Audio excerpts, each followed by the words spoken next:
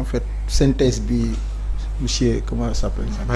Fari def. Franchement synthèse bu cohérente la boo xam ne nii ëmb na conflit bi yëpp. de manière vraiment assez succincte assez claire. je pense que conflit bi boo ko xoolee lépp c'est un conflit qui est géopolitique géostratégique. en réalité zone bi nga xam ne nii mooy zone d'action bi nga xam ne moom la ñuy wax mooy côté Israël bi. maanaam bande de Gaza bi. maanaam Palestine parce que pour le historiquement pour la ñu war a déparé. lan moo indi lii yëpp ak lan moo tax affaire bi egsi ba fi mu egsi tey ndax lu ñu doon prévoir la historiquement parlant. Palestine Israël dafa amoon benn projet parce que génocide bi mu exercé au niveau de la Palestine ci bande Gaza bi. ils ont toujours été aidés par les États-Unis ci affaire boobu. parce que américains yi dañu dem sax ba ëppal. parce que xam nga zone boobu zone la boo xam ne nii c'est une zone qui est religieuse qui est très riche en énergie en source d'énergie que ce soit le pétrole le diamant tout et tout loo xalaat rek mu ngi ci zone Gaza bi. donc c'est une zone très très sollicitée maanaam dañ koy wër. américains yi xam nañ ko Israël xam nañ ko Palestine boo gisee guerre bi yàgg. ñu bëgg leen éliminer c'est juste pour que ñoom ñu mën a dàq leen ci Cisjordanie parce que Cisjordanie la ñu seq. boo xamee ci Moyen-Orient bi fu la ñu partagé ndax loolu yëpp ci effet liggéeyu américains yi la pour ñu mën leen occuper foofu def fa lu leen neex parce que xam nga boo xoolee iraniens yi en fait peuple juif bi maanaam israéliens yi. ils font pas moins de 15 millions d'habitants. bari bu ñu contrairement aux musulmans qui font plus de 2 milliards kon nga xam ne pourquoi force juif boobu am doole parce que doole boobu yàlla leen ko jox xam nga yàlla dafa favoriser peuple juif boo xoolee côté militaire dañu bëri doole côté économique dañu bëri doole côté boo xalaat rek juif yi ñoo jëw yaa bani Israël inna faddalnaakum ala alamin xam nga yàlla na ko sax ci alxuraan ne yéen bani Adam bani Israël dama leen a favoriser ci yeneen peuples yi mbay leen doole boobu malgré seen si infériorité numérique bi nga comparé ko ak lu mel ne Iran qui font plus de 100 millions d'habitants xam nga kooku boo xoolee c'est même pas comparable mais li nga xam ne mooy source guerre bi dëgg mooy occupation wu Moyen-Orient bi maanaam léegi ñu bàyyee ko Israël sous le contrôle des Américains des États-Unis loolu moo indi affaire bi. tam fekk ci Palestine. tam fekk ci Palestine fa lañ commencé xam nga Palestine moom boo xoolee la Hezbollah dans le sud au sud Liban. éliminé nañ leen jeexal na xeex nañ ba daanaka doog faagaagal nga ne leen. nga xool tey jii palestiniens yi ni ñu leen def faagaagal leen léegi lan mooy cible kii Israël. mooy Iran mooy résister ci Moyen-Orient bi te Iran yàlla leen may doole. en matière d'armement. en matière de supériorité numérique maanaam en matière démographique parce que ils font plus de 100 millions d'habitants. ba pare aussi c'est de grands savants de grands scientifiques. ils fabriquent des armes yoo xam ne nii plus de 34 000 savants ñoo xam ne nii spécialisés juste ci fabrication d'armes yi gën a armes yi gën a boo gisee drones yooyu. les drones là. qu'ils utilisent pour effectivement di attaquer.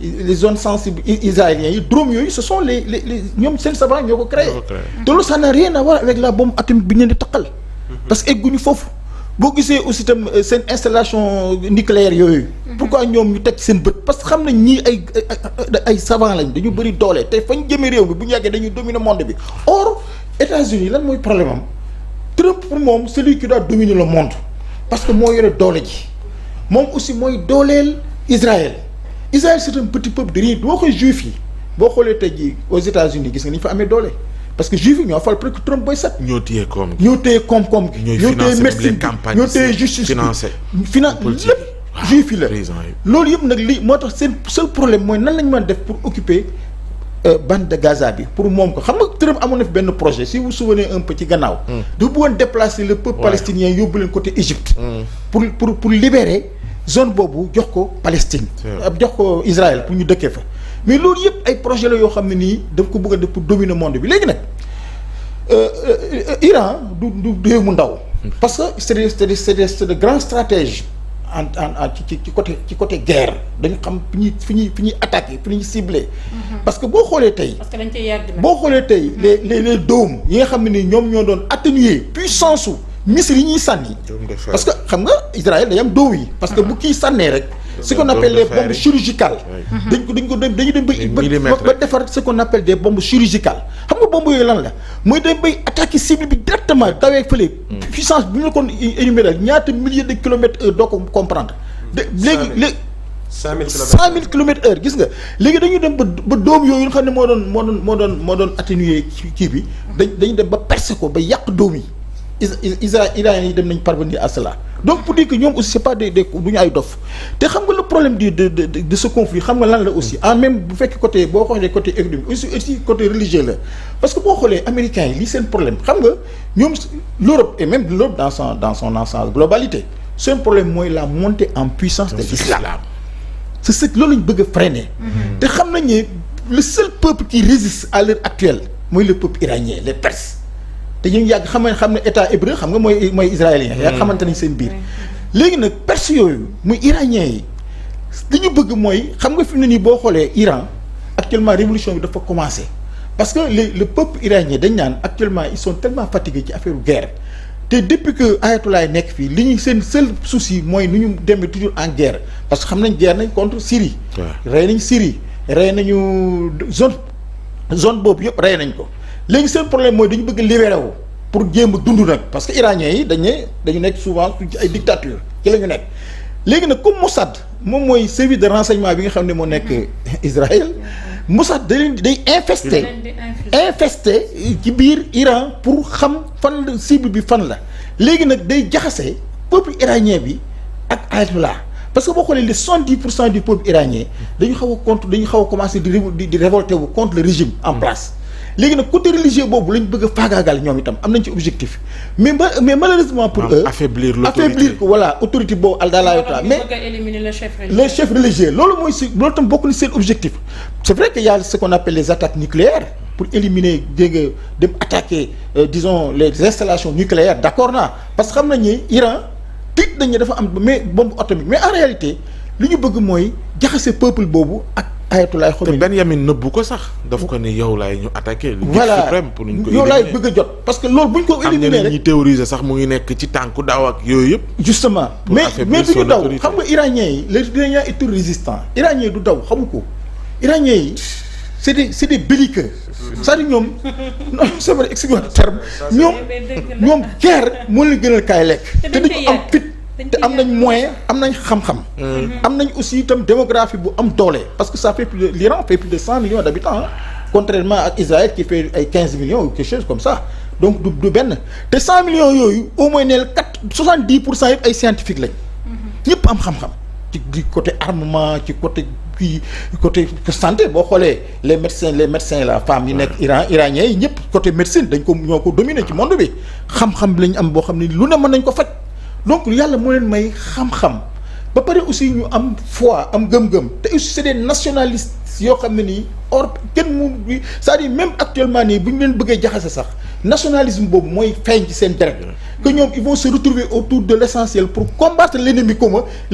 mooy kan mooy Israël et les États-Unis nag temps yi moom moo jaxase zone boobu parce que temps yi def na doon na ay bombardé na Israël Iran mais Iran riposte na parce que boo gisee muy commencer di laal sa base dans le golfe base américaine nekk ci golfe yu ay Qatar ak yooyu parce que seulement xam na ni moom xam na fi muy Iran dafa xam fi muy dóoru parce que xam na ni foofu système avertir système golfe bi parce que pays golfe boobu booy seet en réalité ils sont des pro-américains boo xoolee Arabie Saoudite normalement parce que avions yi jógee foofu yëpp di jaar di traverse dem Iran mais Arabie Saoudite complicité la ci mais actuellement dafa leen bëgg a avertir yéen itam ñoo bokk golfe bi attention dafa leen ndànk bu leen jéem a rangé wu ci côté américain yi man tam maa ngi seen kaw te boo xoolee en terme d'armement ak yooyu boo ñoom iraniens yi ñoo ëpp doole ay saoudiens yeeg ay ñu ma xamul moo tax seen base yi nekk foofu yëpp lay bëgg lay attaquer pour affaiblir base yi nekk ci dans le golfe. loolu mooy expliquer position Arabie Saoudite ci démb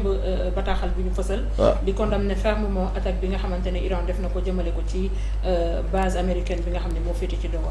waaw parce que xamul c'est normal parce que xam ne ñoom lañ jëm et puis encore ils vont encore ce qu'on appelle attaquer les les raffineries yi nga xam ne dafa nekk dans le golfe côté Arabie Saoudite te foofu bu ko Iran attaquer c'est la catastrophe. parce que foofu day pétrole bi parce que xam nga Iran la ñu seen problème dañ xam là où ça va mal. dañu saay-saay ils maîtrisent la zone. dañu maîtrise la zone. dañu et puis ils ont dañu am service de renseignement boo xam ne extraordinaire ba pare aussi am xam-xam te xam parce que yaa ngi wax le détroit d'Ormuz xam nga foofu pétrole adduna bi yëpp foofu lay jaar en réalité. 100%. te loolu voilà te xam nga foofu bu ñu demee ba bloqué ko rek xam nga kooku crise énergétique lay nekk pétrolière. te loolu bu amee adduna bi du ko mën a dékku. ça va être surtout insoutenable pour tout le monde muy américains yi muy ñeneen te Iran moom toujours rek am na ay pexe heure boo dóoree fenn rek am na fu muy riposter parce que yàlla mooy may boobu xam-xam ci côté te ak fit aussi dañu am fit ay nationalité c'est-à-dire ñoom bu yëf yi ñàngee ba ñàng ñoom ñëpp dañuy retrouver wu ci autour de l'essentiel xeexandoo ennemi bi mais est-ce que kenn mu leen diviser ubbi front yu bari tey peut-être Moyen-Orient bi mën nañu songu Qatar mën nañu songu yeneen pays arabes boole kook États-Unis Israël yooyu front yooyu yëpp ñu ubbi est-ce que am nañ les moyens pour waaw mën a mais attention soo wax na ko léegi tout à l'heure ci analyse ci synthèse bi ñu doon def xam nga guerre bi c'est une guerre boo xam ne du problème américains yi rek ak israéliens ak iraniens yi non parce que Russie Poutine def na déclaration bu importante hier déglu naa ko Poutine menacé les américains yi xam nga dégg suur ma la doon def Russe nee na leen nag arrêtez cette guerre ne Trump yow yaay embrasé adduna bi Poutine wax na ko Trump tey conséquences yi ci am yëpp yow yaay responsable arrêtez cette guerre yéen parce que yow yaay entretenir force bi nga xam ne nii tey Israël am na tooñkat bi doole bi tooñkat bi yaa koy jox doole yaa koy jàppale te yaa koy yow injustice bi ngay entretenir ci zone boobu loolu dafa war a doy te kat ñun te pare ñu ngi seetaan te duñu bàyyi kuy faagaagali Iran t'as vu. mbaa du looloo waral mu yëkkati drapeau cessez-le-feu bi. jeex na tàkk Poutine attaqué na wax na def na dem déclaration. Russie léegi nii def parce que Russie aussi il entretient des intérêts yi nga xam ne nii moom la am ak Iran. parce que boo xoolee les drones là. xam nga ñoom ak guerre Ukraine bi boo xoolee. mais armement yooyu ñu am yëpp mais Iran moo koy jox Russie. ñu leen di jox armement drone yu grave yooyu ma lay wax nu xam ne day dafa doole bi mënoo ko maîtriser mais drone yooyu yëpp fi nii Russie te téye na ko. te aussi bul fàtte ne aussi tamit gis nga programme kii bi nucléaire boobu gis nga bombe atomique boobu ñuy wax xam nga xam ne moo gën a injuste gën a malhonnête. mais Israël am na ko. te Israël américain ñoo leen dooleel ci loolu kenn du ci wax. c'est les principes bien ngi boo xoolee relations internationales principe même Nations Unies yooyu dañ ko bannir loolu jaarawul te dañuy bàyyi Israël téye bombe atomique am léegi nag ñoom ñu naan oui Iran dafa am bombe atomique nañ ko embargo mais xam nga depuis 2015 ba 2025 bi octobre 2025 bi la embargo bi waroon jeex xam nga seen iranien bi lañ am comme doole mais dañu leen embargo mais malgré ça iranien yi nga résister américains yi def loolu parce que en fait Nations Unies ana ñu Nations Unies bokkatul léegi Nations Unies c'est quoi c'est Trump qui est la force principale des Nations Unies c'est Trump maintenant qui décide moom mooy force mondiale bi Trump une seule personne qui décide à la place de toute une nation est-ce que loolu c'est vous voyez ça normal mais est-ce que tamit normal na jullit yi mel ni ñuy seetaan aussi soo xoolee ci chapitre réaction yi on a comme l'impression que dañ bàyyi Iran rek ak boppam face à l'ennemi nga xamante ni Israël la ñuy wax mais xam nañ ñi làqu ci seen ginnaaw waaw mooy li ma wax sànq rek mooy golfe bi parce que boo xoolee Iran boo xoolee ñu koy waxee ci Syrie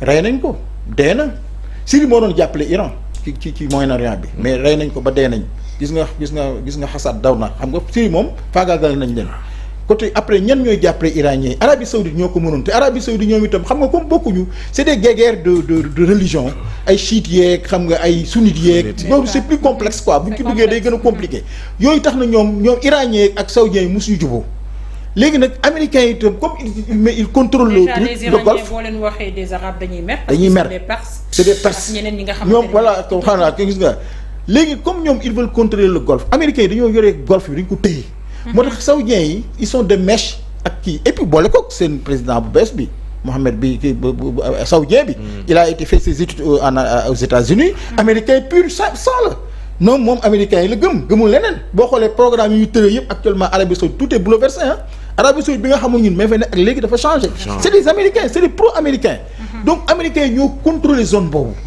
ce qui fait que ñoom amatuñu fit moo tax ma ne est-ce que sax ñoom ay vrai jullit lañ parce que xam nañ ne programme bi Israël bi loolu yëpp mooy lan mooy faagaagal jullit yi rek lañ bëgg boo gisee Sénégal amoon position ci côté Palestine. yàgg ci mais parce que Sénégal dañoo gëm diine gëm l'islam yaa xool Yasser Arafat. depuis 79 xool guerre bi mu doon guerre di mu xeex ci Palestine. xam nga xeexu Palestine moo dem ba def ay ramifications ñëw ba egsi mu egsi ni tey. ci Moyen-Orient bi ba laal Iran et cetera. dafa yàgg maanaam iraniens yi. plutôt palestiniens yi lu ñu koy waxee sax israéliens yi.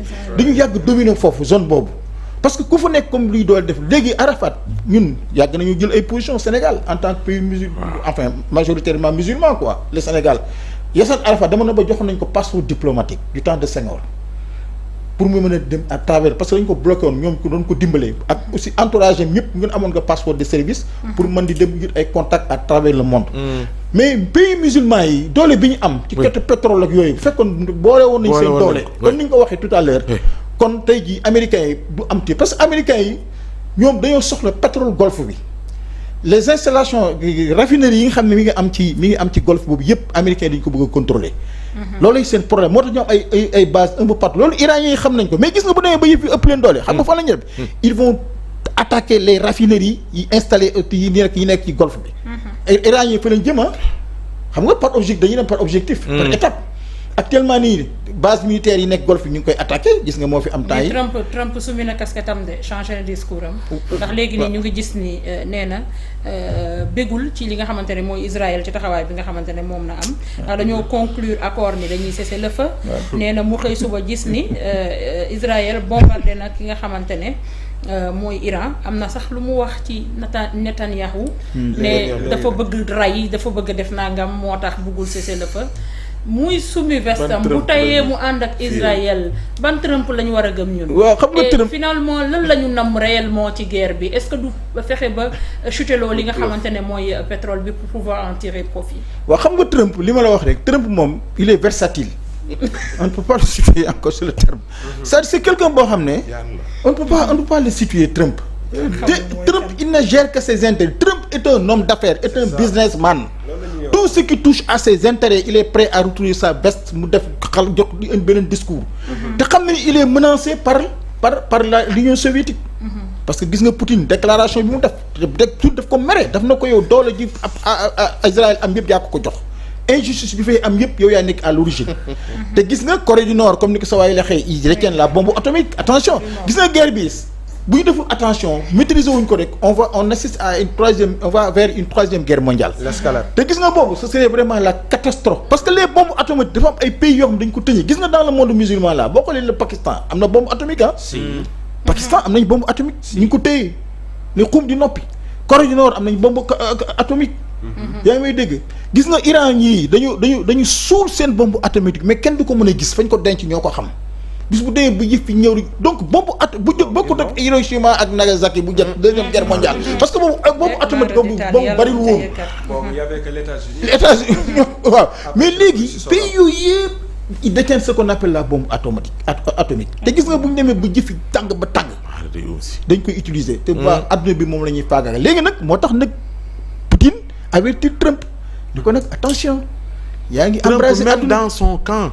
il est contesté on a vu même des républicains. non c'est non xam nga lu tax génn di manifester. xam nga lu tax muy versatile. xam nga tu sais que le Congrès américain n'a pas du tout disons que voulu enfin n'a pas soutenu Trump dans ces actions là. non boo xoolee Congrès américain bi ànduñu ci. te xam nga Congrès américain ñoom ñooy tout ce qui est action militaire ñoom ñooy décider dañuy joxe seen avis mais moom du leen jéggi fële dem attaquer directement Iran. mais moom la kii c'est un anarchiste quoi. il la joue solo. il est hors la loi quoi il fait ce qu'il veut.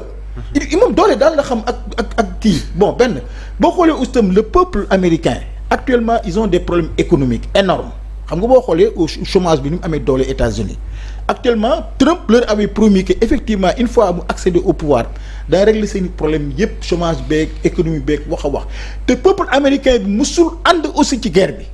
parce que xam nañ ne loolu dañuy di enfoncer davantage. cette guerre ne profite à personne. du profiter ci kenn donc Trump il est seul dans ce combat ak Israël kenn soutenir ko ak complicité xanaa golfe bi pays li ngay wax pays arabe yi nga xam ne ay fumistes lañu parce que ñoom normalement ak doole bi leen yàlla may yëpp bu fekkoon tey jàppale nañu seen. mbokk waxee ci seule voie OCI rek. te xam ne bis bu ñu bàyyee ba ñii Israël ak américains yi réussir seen mission islam ci boppam la ñuy faagaagal c'est ça aussi. boo gisee ku mel ni Cheikh Amadou Bamba nekkoon un résistant féroce. bi mu ñëwee ci lors de la colonisation ku mel ni Sëñ Touba boo gisee parce que moom c'est vrai que moom xeex bi ñoon xeex xam nga xeex mystique la woon ñoom ak tubaab yi parce que Sëñ Touba lii la gisoon Sëñ Touba moom genre iranien la woon mais yoroon ay armes parce que Sëñ Touba son objectif mooy xam ne tubaab yi. parce que boo xoolee OTAN les pays OTAN yooyu yëpp. benn objectif lañ am mooy rey islam. te suñu borom wax na ko ci alxuraan. ñu sukkandikoo ci al-Isra. waaw tënk na ko ci waaye. bu fekkee ni Iran tamit guerre bi ñu bëri nee nañ guerre am la. waaw ndax nekkuñ ci fin du monde. waaw mooy li ma la wax donc loo boo gisee loolu yëpp am léegi nag monde musulman bi. monde ko ci tiitaale naa kay. léegi waaw buñ sukkandikoo ci suratul Isra. waaw effectivement waaw. benn monde la xam nga léegi moo tax nag monde le golfe la monde musulman bi nag ñoo war a boole seen doole. xam ne li leen di faagaagal mooy lenn rek lañ am mooy rey diine ji rey l'islam.